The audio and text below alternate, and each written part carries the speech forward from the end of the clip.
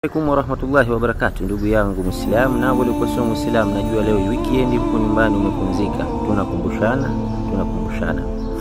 Ndugu yangu, katika maisha, katika ukumbusho leo, katika maisha yako jitahidi kuishi kama mshumaa. Mshumaa unawaka, unawaangazia watu wanakula, watu wanasoma, watu wanafanya mambo yao mbali, lakini mwisho wa siku mshumaa hakuna kitu kinachotokea kushukuriwa kwenye mshumaa. Yani mshumaa unaisha, mwisho wa siku mtu anasema mshumaa huu bwana, umeisha haraka, mshumaa huu bwana umefanya hivi. Hivyo binadamu, wewe unamtendea wema, unamfanyia hivi na vile, lakini mwisho wa siku unakuwa kama mshumaa, hakuna faida unayopata zaidi ya kusakamwa.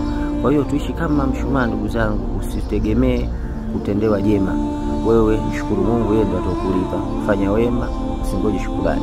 Allah akubarikiwe na uwe na Jumapili iliyokuwa njema inshallah.